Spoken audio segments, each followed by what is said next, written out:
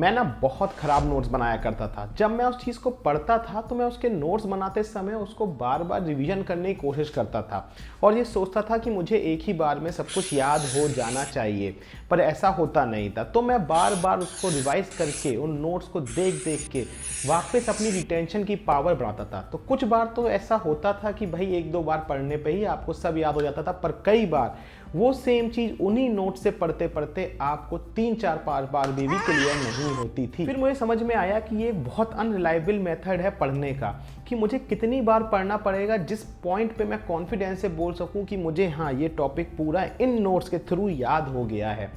तो बेसिकली उस दिन मैंने जब ये सोचा तो मैंने सोचा कि भाई मैं अपने आप से एक बहुत गलत सवाल पूछ रहा हूँ। मैं बार बार ये क्यों सोच रहा हूँ कि मुझे कितनी बार पढ़ने पे ये टॉपिक समझ में आ जाएगा। मैं ये क्यों नहीं सोच रहा हूँ कि मुझे पहली बार या दूसरी बार में ही 100% रिटेंशन मिल जाए। सो अगर देखा जाए तो इस चीज़ को सॉल्व करने के बहुत से मेथड हैं, पर आज जिस मेथड पे हम फोकस करने वाले हैं उस मेथड को कहते हैं एसोसिएशन। एसोसिएशन एक ऐसा मेथड है जहाँ पे आप 2-3 पेज में फैले हुए पैराग्राफ्स या रैंडम इंफॉर्मेशन को आप उनको कैटेगराइज करके 2 या 3 ग्रुप में डिवाइड कर सकते हैं। बेसिकली इस मेथड को इंग्लिश में चंकिंग भी बोला जाता है। अगर आपके पास ऑलरेडी बड़े पैराग्राफ्स हैं या ग्रुप्स बना रखे हैं तो आप उनको क्या कर सकते हैं, एक सिंपल इमेज में कन्वर्ट कर सकते हैं, जिससे आपके इमेज को उसको समझने में बड़ी आसानी होगी, और इसी मेथड को हम कहते हैं विजुअलाइजेशन। एसोसिएशन को करने के बहुत तरीके हैं, पर बेसिकली हमारा मोटिव क्या है? हमारा मोटिव है कि जो हमारे मैसी, रैंडम, बिखरे हुए या चंक ऑफ नोट्स हैं जिनको हमने बहुत सारी बुक्स के थ्रू कलेक्ट किया है, उनको एक सिंप्लीफाई कर सकें, जिसको हम बेसिकली कहते हैं कनेक्टिंग आइडियाज़ या कनेक्टिंग अ सिंपल पिक्चराइजेशन, जिससे हमारे नोट्स बहुत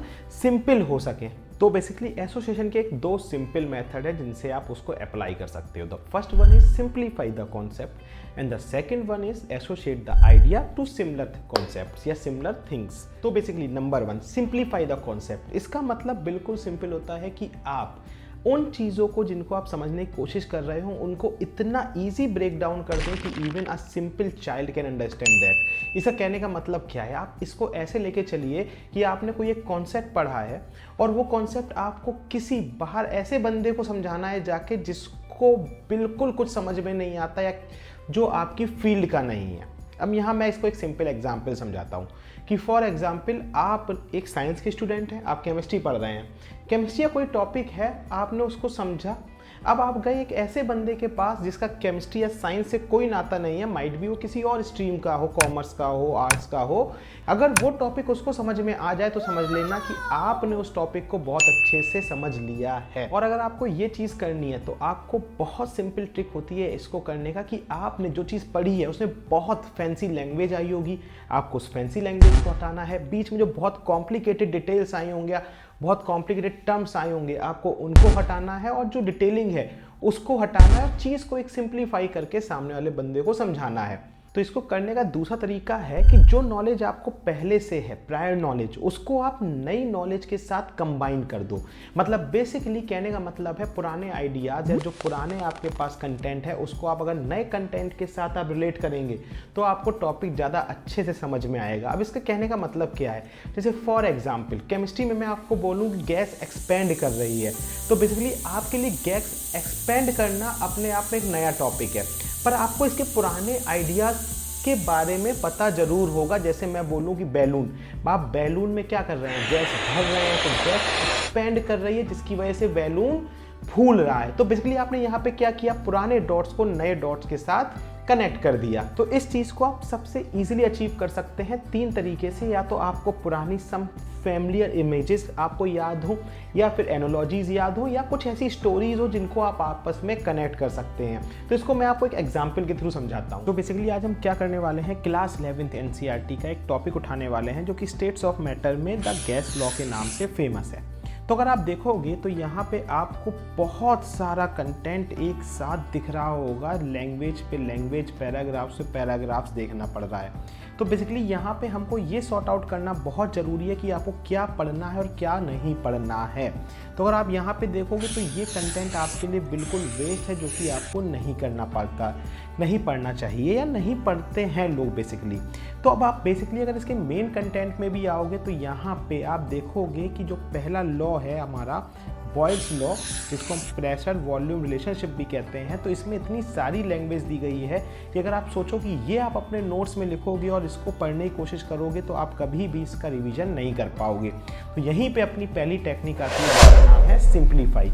सिंप्लीफाई का मतलब होता है कि यहाँ पे इतना सारा नॉलेज गेन करने की बजाय हम इस सारे कंटेंट को क्या कर देंगे, इस सारे कंटेंट को बड़ी हम कैंसिल आउट कर देंगे। इस कंटेंट की हमें कोई भी ज़रूरत नहीं है, तो ये सारा कंटेंट हमारे लिए बेकार हो गया। तो हमें बेसिकली यहाँ पे क्या करना है, एक पूरा जो मेन कंटेंट है हमारा उसको पढ़ना है। तो यहाँ पे हमारा मेन कंटेंट क्या है, एट कांस्टेंट प्रेशर या at constant temperature the pressure of a fixed amount of gas varies inversely proportional to its volume. तो बेसिकली अगर आप इसको देखोगे तो यहाँ पे आपको ये पूरा पैराग्राफ याद करने की वजह एक सिंपल चीज़ पे ध्यान देना चाहिए, जो कि है इसका न्यूमेरिकल स्ट्रक्चर, या फिर जो सिंपल इसका एक फॉर्मुलेशन है जिसको हम कहेंगे P is inversely proportional to volume. तो केवल हमें इस चीज़ पे ध्यान देना है और ये यहाँ का हमारा की पॉइंट है, और इसी को हम कहते हैं कि हमने चीज़ को क्या कर दिया, सिंप्लीफाई कर दिया। तो बड़ी अगर आप देखोगे तो पीछे हमने बेसिकली गैस लॉस देख रहे थे। तो गैस लॉस अगर आप देखोगे तो मैं आपको बोलूँगा टोटल 4 गैस लॉज होते हैं, ठीक है।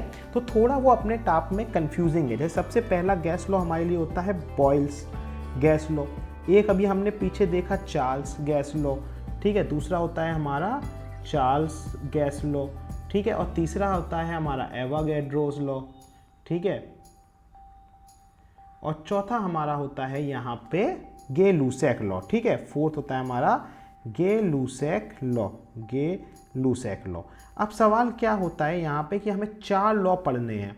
तो मैंने आपको एक लॉ में तो ये बता दिया कि बेसिकली आप कैसे पढ़ने वाले हो। जैसे मैंने चार्ल्स लॉ का एग्जाम्पल लिया और मैंने वहाँ आपको बता दिया कि आप उस चार्ल्स लॉ को कैसे पढ़ने वाले हो। जैसे मैंने बोला चार्ल्स लॉ में आपका क्या है, जो प्रेशर है बडी वो आपका कांस्टेंट रहने वाला है, प्रेशर आपका कांस्टेंट रहने वाला है, और जो आपका वॉल्यूम है वो डायरेक्टली प्रोपोर्शनल होने वाला है बडी किसके, टेम्परेचर के। जो वॉल्यूम है वो आपका डायरेक्टली प्रोपोर्शनल होगा टेम्परेचर के।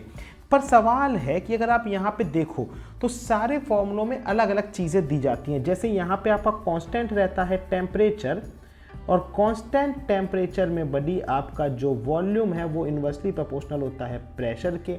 यहाँ आपका कांस्टेंट क्या है, आपका यहाँ पे कांस्टेंट है प्रेशर, ठीक है। तो कांस्टेंट प्रेशर हो गया। तो बेसिकली अब सवाल होता है कि आप कैसे चीज़ों को आपस में रिलेट करेंगे, और यही हमारा दूसरा स्टेप होता है कि चीज़ों को आप कुछ सिमिलर चीज़ों के साथ क्या करें, कुछ सिमिलर चीज़ों के साथ आप रिलेट करें। जैसे मैं आपको एग्जांपल देता हूँ, यहाँ पे अगर आप देखोगे तो इस वाले केस में बॉयल है, ठीक है। स्पेलिंग अलग है पर आपका जो नॉर्मल बॉयल होता है वहाँ से आपको इस बॉयल की एक फीलिंग आ रही होगी, ठीक है। बॉयल का मतलब होता है कोई चीज़ गर्म हो जाना। तो बेसिकली गर्म होने से आपको सबसे पहले टेम्परेचर रिलेट करते हो आप। तो इसका मतलब एट कांस्टेंट टेम्परेचर किसके लिए होगा, बॉयल्स लॉ में। हमने सर बिल्कुल परफेक्ट। अब जैसे अगर आप देखोगे चार्ल्स, तो आपने सुना है यूके में क्या होता था, राजाओं का नाम होता था। तो जो चार्ल्स हैं वो बेसिकली हमारे लिए एक किंग का काम कर रहे हैं। ये हमारे लिए क्या हो गया, एक विजुलाइजेशन, जहाँ पे हमने एक पिक्टोरियल विजुलाइजेशन के थ्रू चीज़ को याद करने की कोशिश की है। किंग का क्या मतलब होता है, सर किंग का मतलब होता है राज करना। तो क्या किंग नीचे ज़मीन में आके खुद कुछ प्रजा के साथ बैठ के काम करता है, कहता है चलो झाड़ू पोछा लगा दें, ऐसा तो नहीं होता है। तो किंग का एक सिंपल सा काम है क्या, पूरे प्रजा के ऊपर प्रेशर मेंटेन करके रखना कि वो अपना काम ढंग से करें।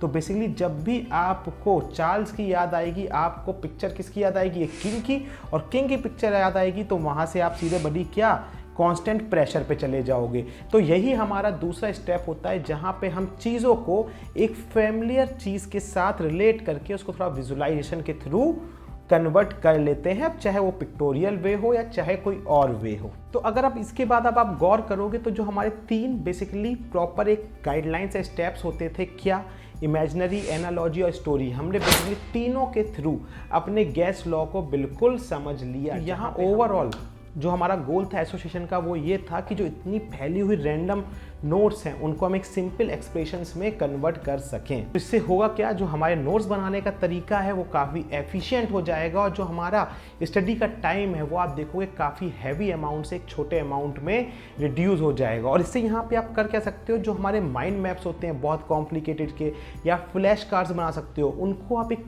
डेकोरेटिव इमेजिनरी पिक्टोरियल फॉर्म्स में भी कन्वर्ट कर सकते हो, जिसको आप एक बार देखते ही पहली बार में ही आपका पूरे नोट्स रिकॉल हो जाएं और आपको वहां पे लंबे 10-15 पेज के नोट्स को रिकॉल ना करना पड़े। So basically if you like this technique association तो इसको आप अपनी लाइफ में अप्लाई भी कर सकते हैं और मुझे कमेंट सेक्शन में बताएं क्या इस वीडियो ने आपके थोड़ी सी भी हेल्प की है आपके नोट्स को एक प्रॉपर वे में सेट करने में। मुझे कमेंट सेक्शन में ज़रूर बताएं और आपको क्या प्रॉब्लम हो रही है वो भी मुझे बताएं, मैं उस पर भी बात करूंगा आपसे। तब तक के लिए बड़ी टेक केयर।